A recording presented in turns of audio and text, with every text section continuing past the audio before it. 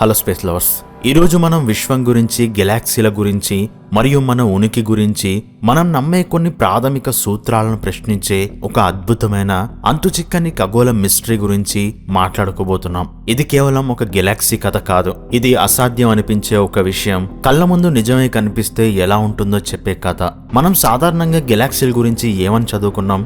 గెలాక్సీలు ఒంటరిగా ఉండవు, అవి గుంపులుగా, క్లస్టర్లుగా ఉంటాయి. మన పాలపుంత గెలాక్సీ కూడా లోకల్ గ్రూప్ అనే ఒక గెలాక్సీ కుటుంబంలో ఉంది. మన పక్కనే ఆండ్రోమేడా, ట్రయాంగులం లాంటి పెద్ద గెలాక్సీలు, ఇంకా డజన్ల కొద్దీ చిన్న శాటిలైట్ గెలాక్సీలు ఉన్నాయి. గెలాక్సీలు ఒకదానికొకటి దగ్గరగా ఉండి పరస్పరం ఆకర్షించుకుంటూ గెలాక్సీ ఫిలమెంట్స్ అనే పొడవైన దారాల వెంబడి ఏర్పడతాయని మనకు తెలుసు. ఇదే కాస్మిక్ వెబ్. కానీ ఈ కాస్మిక్ వెబ్ లో గెలాక్సీలుండే దారాల మధ్యలో కొన్ని ఖాళీ ప్రదేశాలుంటాయి. వీటినే కాస్మిక్ వాయిడ్స్ అంటారు. ఈ వాయిడ్స్ అంటే ఏంటి? అవి అక్షరాల శూన్యం. అక్కడ ఏమీ ఉండదు.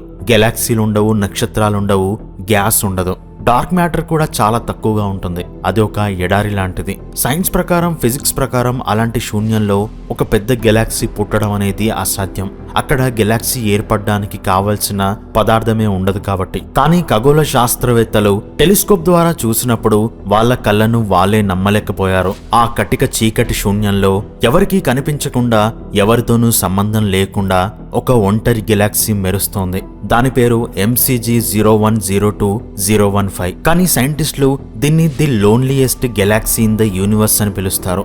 ఈ రోజు మనం అసలు ఆ గెలాక్సీ అక్కడ ఎలా పుట్టింది, అది ఎందుకంత ఒంటరిగా ఉంది, ఒకవేళ మనం ఆ గెలాక్సీలో ఉండుంటే మనకు విశ్వం గురించి ఏం తెలిసేది, వాటి గురించి డీటెయిల్ గా, ఇంట్రెస్టింగ్ గా తెలుసుకుందాం. ఈ గెలాక్సీ పేరు వినడానికి కొంచెం బోరింగ్ గా, ఏదో సైంటిఫిక్ కోడ్ లాగా ఉండొచ్చు. కానీ దీని కథ మాత్రం చాలా ఎగ్జైటింగ్ గా ఉంటుంది. ఇది మన సూర్యుడి నుండి సుమారు 29 కోట్ల కాంతి సంవత్సరాల దూరంలో పైసిస్ అనే నక్షత్ర మండలంలో ఉంది. చూడ్డానికి ఇది ఒక అందమైన క్లాసిక్ బార్డ్ స్పైరల్ గెలాక్సీ. అంటే మన పాలపుంతలాగానే దీనికి కూడా మధ్యలో ఒక బార్ లాంటి నిర్మాణం, చుట్టూ తిరిగే స్పైరల్ చేతులున్నాయి. అండ్ ఇది చాలా పర్ఫెక్ట్ షేప్ లో ఉంది. కానీ దీని స్పెషాలిటీ దాని అందం కాదు, దాని లొకేషన్. ఇది విశ్వంలోని ఒక నిర్మానుష్యమైన ప్రాంతంలో ఒక వాయిడ్ మధ్యలో చిక్కుకుపోయింది. అది ఎంత ఒంటరి అంటే ఈ గెలాక్సీకి చుట్టుపక్కల అన్ని దిశల్లోనూ సుమారు 10 కోట్ల కాంతి సంవత్సరాల దూరం వరకు ఒక్కటంటే ఒక్క గెలాక్సీ కూడా లేదు.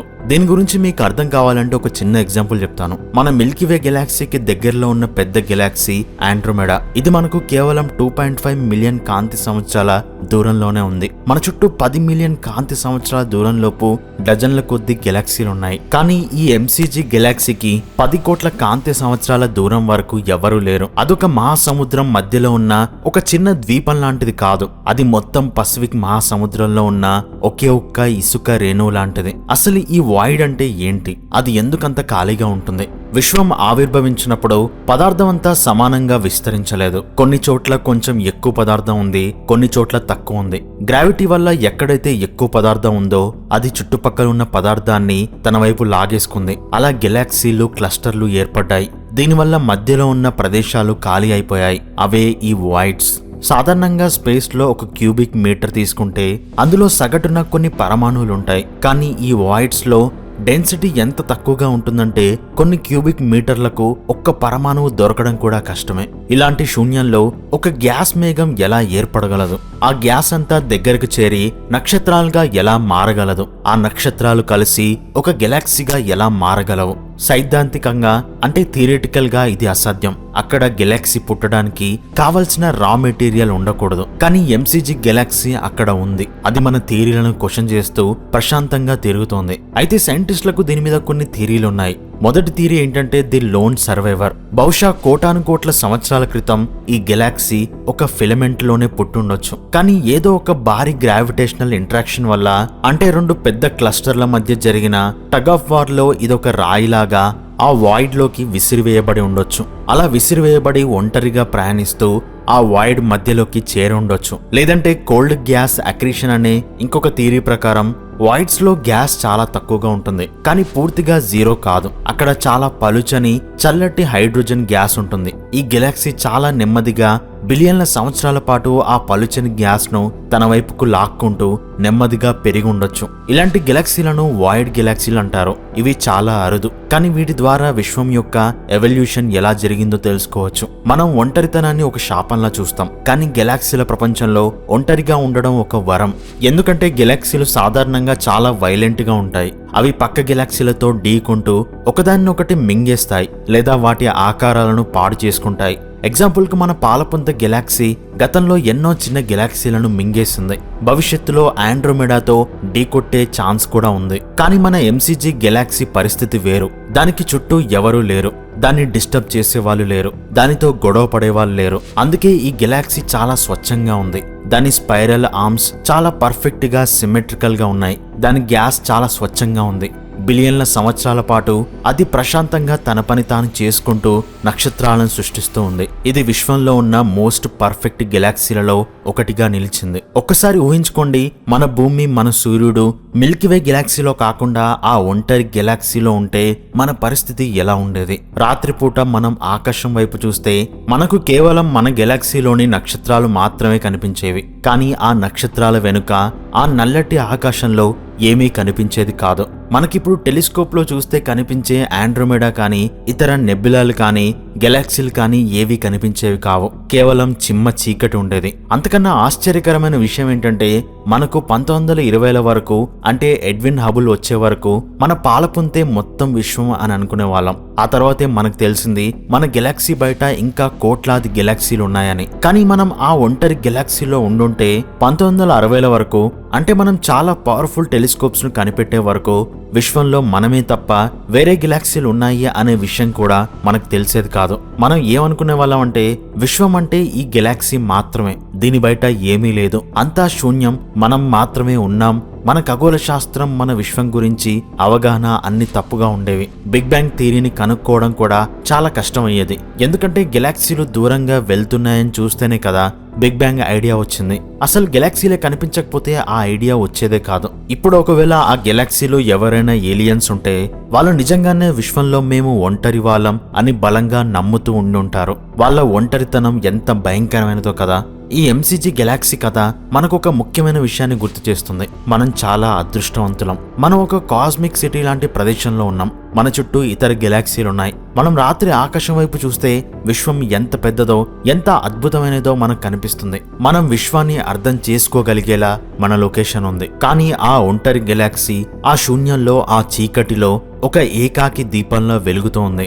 అది అసాధ్యమని తెలిసినా అది అక్కడ ఉంది. ప్రకృతి నియమాలను ధిక్కరిస్తూ ఒంటరిగా పోరాడుతూ తన ఉనికిని చాటుకుంటుంది. అందుకే సైంటిస్టులు దాన్ని చూసి ఆశ్చర్యపోతారు. అది కేవలం ఒక గెలాక్సీ కాదు, అది విశ్వం యొక్క మొండితనానికి, దాని రహస్యాలకు ఒక నిదర్శనం.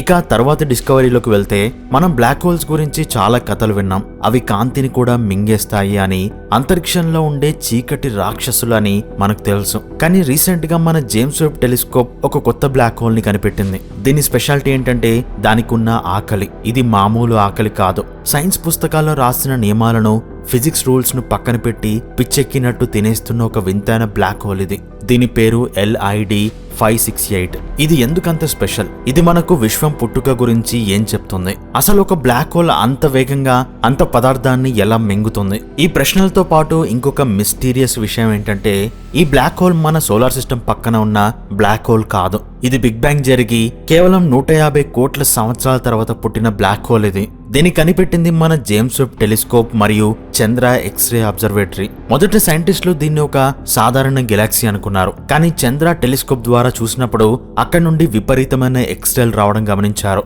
ఆ తర్వాత జేమ్స్ వెబ్ టెలిస్కోప్ తన పవర్ఫుల్ ఇన్ఫ్రారెడ్ కళ్ళతో చూసి కన్ఫర్మ్ చేస్తుంది అదొక గెలాక్సీ మధ్యలో ఉన్న సూపర్ మ్యాసివ్ బ్లాక్ హోల్ అని. కానీ అసలు ట్విస్ట్ అది కాదు. అసలు ట్విస్ట్ ఏంటంటే దాని ఫీడింగ్ రేట్. అంటే అది ఎంత పదార్థాన్ని లోపలికి లాక్కుంటుందో అదే ఇక్కడ ఇంట్రెస్టింగ్ విషయం. ఈ బ్లాక్ హోల్ గొప్పతనం తెలియాలి అంటే మీకు ముందుగా ఎడింగ్టన్ లిమిట్ అంటే ఏంటో తెలియాలి. ఇది ఫిజిక్స్ లో ఒక ట్రాఫిక్ రూల్ లాంటిది. సింపుల్ గా చెప్పాలి అంటే ఒక బ్లాక్ హోల్ పదార్థాన్ని, అంటే నక్షత్రాలు గ్యాస్ మింగేటప్పుడు ఆ పదార్థం వేడెక్కి బయటకు రేడియేషన్ వెదజల్లుతుంది. బ్లాక్ హోల్ గ్రావిటీ పదార్థాన్ని లోపలికి లాగుతుంది. ఆ పదార్థం పదార్థం నుండి వచ్చే రేడియేషన్ దాన్ని బయటకు నెడుతుంది. ఈ రెండు శక్తులు బ్యాలెన్స్ అయ్యే పాయింట్ ని ఎడింగ్టన్ లిమిట్ అంటారు. అంటే ఒక బ్లాక్ హోల్ ఒకేసారి ఇంతకంటే ఎక్కువ వేగంగా తినలేదు. ఒకవేళ అది ఎక్కువగా తినాలని ట్రై చేస్తే ఆ రేడియేషన్ ప్రెషర్ వల్ల గ్యాస్ బయటకు విసిరివేయబడుతుంది. అంటే మనం నోటి నిండా అన్నం పెట్టుకొని గట్టిగా ఊపిరి వదిలితే అన్నం బయటకు వస్తుంది కదా, సరిగ్గా అలాగే అన్నమాట. కానీ మన బ్లాక్ హోల్ ఏం చేసిందో తెలుసా? ఈ రూల్ ని బ్రేక్ చేసింది. ఇది ఎడింగ్టన్ లిమిట్ కంటే 40 రెట్లు వేగంగా పదార్థాన్ని మింగుతుంది. కానీ విశ్వంలో అలాంటిది జరగడం అసాధ్యమని సైంటిస్టులు అనుకునేవారు. కానీ ఈ బ్లాక్ హోల్ నా ఆకలి ముందు నీ రూల్స్ పనిచేయవు అన్నట్టుగా ఒక విందు భోజనం లాగా నక్షత్రాలను, కాస్మిక్ గ్యాస్ ను మింగేస్తుంది. దీన్నే సూపర్ ఎడింగ్టన్ అక్రీషన్ అంటారు. అయితే ఈ డిస్కవరీ ఎందుకింత ఇంపార్టెంట్ అంటే ఇది ఖగోళ శాస్త్రంలో ఎప్పటి నుండో ఉన్న ఒక పెద్ద పజిల్ ని సాల్వ్ చేసే అవకాశం ఉంది. ఆ పజిల్ ఏంటంటే బిగ్ బ్యాంగ్ జరిగిన చాలా తక్కువ టైంలోనే, అంటే 150 కోట్ల సంవత్సరాల లోపే మనకు విశ్వంలో పెద్ద పెద్ద సూపర్ మ్యాసివ్ బ్లాక్ హోల్స్ కనిపిస్తున్నాయి. సాధారణంగా ఒక బ్లాక్ హోల్ అనేది చిన్న నక్షత్రం చనిపోయాక పుట్టి నెమ్మదిగా పెరుగుతూ కోట్లాది సంవత్సరాలకు పెద్దదవుతుంది. దీన్ని లైట్ సీడ్స్ థియరీ అంటారు. కానీ విశ్వం పుట్టిన వెంటనే అంత పెద్ద బ్లాక్ హోల్స్ ఎలా వచ్చాయి అనే దానికి సైంటిస్టుల దగ్గర ఆన్సర్ లేదు. కానీ దీనివల్ల సైంటిస్టులకు ఇప్పుడు 2 ఆన్సర్లు దొరికాయి. ఫస్ట్ ఏంటంటే విశ్వం మొదట్లో ఉండేది మొత్తం కాస్మిక్ డస్టే కదా. ఆ ధూళి మేఘాలు దట్టంగా కొన్ని కోట్ల కాంతి సంవత్సరాల దూరం వరకు విస్తరించి దట్టంగా ఉన్నప్పుడు అవి ఒకే దగ్గరికి వచ్చి చేరితే అప్పుడు ఆ ధూళి మేఘాలు బరువెక్కి వాటి చుట్టూ అవి తిరగడం మొదలు పెడతాయి. నిజానికి అలా జరిగినప్పుడు నక్షత్రాలు పుడతాయి. కానీ ఎర్లీ యూనివర్స్ లో నక్షత్రాలు పుట్టకుండా ప్రెషర్ విపరీతంగా పెరిగిపోతుంది. అది ఎంతలా అంటే డైరెక్ట్ గా అది బ్లాక్ హోల్ గా మారిపోతుంది. అంటే ఆ ధూళి మేఘాలు సడన్ గా బ్లాక్ హోల్ గా మారడం వల్ల ఎర్లీ యూనివర్స్ లో బ్లాక్ హోల్స్ పుట్టి ఉండొచ్చు. లేకపోతే చిన్నగా ఉన్న బ్లాక్ హోల్స్ ఏమైనా షార్ట్ కట్ లో ఒకేసారి పెరిగి ఉండొచ్చు. ఇప్పుడు ఈ బ్లాక్ హోల్ ని చూశాక సైంటిస్టులకు ఒక క్లారిటీ వచ్చింది. బ్లాక్ హోల్స్ ఒక్కసారిగా లిమిట్స్ దాటి పిచ్చెక్కినట్టు తినడం ద్వారా కూడా చాలా తక్కువ టైంలో అవి చాలా పెద్దగా మారగలవు అని అర్థమైంది. అంటే విశ్వం మొదట్లో ఉన్న బ్లాక్ హోల్స్ అన్ని ఇలాగే రూల్స్ బ్రేక్ చేసి ఫాస్ట్ గా పెరిగి ఉంటాయని ఒక స్ట్రాంగ్ క్లూ దొరికింది. అయితే అంత దూరంలో ఉన్న ఒక బ్లాక్ హోల్ ని మన జేమ్స్ వెబ్ టెలిస్కోప్ ఎలా చూసింది? ఎందుకంటే అది ఆల్మోస్ట్ 12.1 బిలియన్ లైట్ ఇయర్స్ దూరంలో ఉంది. అంటే 1210 కోట్ల కాంతి సంవత్సరాల దూరంలో ఉంది. అండ్ ఇక్కడే జేమ్స్ వెబ్ టెలిస్కోప్ లోని నియర్ ఇన్ఫ్రారెడ్ స్పెక్ట్రోగ్రాఫ్ అనే పరికరం ఉపయోగపడింది. ఇందులో IFS అంటే ఇంటిగ్రల్ ఫీల్డ్ స్పెక్ట్రోగ్రాఫ్ అనే టెక్నాలజీ ఉంది. ఇది ఏం చేస్తుందంటే కేవలం ఫోటోలు తీయడం మాత్రమే కాకుండా ఆ బ్లాక్ హోల్ చుట్టూ ఉన్న ప్రతి పిక్సెల్ నుండి వచ్చే కాంతిని విడదీసి అక్కడ గ్యాస్ ఎంత వేగంగా కదులుతోంది, అది బ్లాక్ హోల్ లోకి వెళ్తుందా లేక బయటికి వస్తుందా అనేది అనలైజ్ చేస్తుంది. ఈ డేటా చూసాక సైంటిస్టులు షాక్ అయ్యారు. ఆ బ్లాక్ హోల్ చుట్టూ ఉన్న గ్యాస్ విపరీతమైన వేగంతో, అంటే గంటకు లక్షల కిలోమీటర్ల వేగంతో కదులుతోంది. అది ఎంత పవర్ఫుల్ గా ఉందంటే ఆ బ్లాక్ హోల్ ఒక ఫౌంటైన్ లాగా ఉంది. పదార్థాన్ని మింగుతూనే ఉంది. కొంచెం శక్తిని బయటకు ఎజెక్ట్ చేస్తుంది. ఆకలితో ఉన్న ఈ బ్లాక్ హోల్ మనకు ఒక కొత్త పాఠం నేర్పింది. ఫిజిక్స్ లో ఎడింగ్టన్ లిమిట్ అనేది ఒక స్ట్రాంగ్ రూల్ కాదు. కొన్ని ప్రత్యేక పరిస్థితుల్లో బ్లాక్ హోల్స్ దాన్ని దాటగలవు.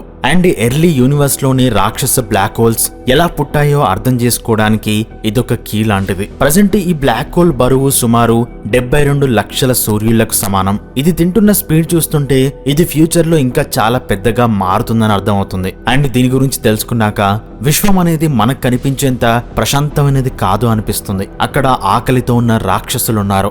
రూల్స్ బ్రేక్ చేసే శక్తులున్నాయి. జేమ్స్ వెబ్ టెలిస్కోప్ పుణ్యమా అని మనం ఆ చీకటి గదిలో టార్చ్ లైట్ వేసి ఇప్పుడిప్పుడే ఆ రహస్యాలను చూస్తున్నాం. ఈ బ్లాక్ హోల్ కథ ఒక ఆరంభం మాత్రమే. ముందు ముందు ఇంకెన్ని వింతలు చూస్తామో తెలీదు. సో ఇది ఈ వీడియోలోని స్పేస్ డిస్కవరీస్ గురించి. ఈ వీడియో మీకు నచ్చితే తప్పకుండా లైక్ చేయండి. And me friends and families తో ఈ వీడియోని షేర్ చేయండి. అలాగే ఇలాంటి మరిన్ని డీప్ స్పేస్ మిస్టరీల కోసం మన తెలుగు ఆల్కెమిస్ట్ ఛానల్ ని సబ్స్క్రైబ్ చేసుకోండి. And thanks for watching.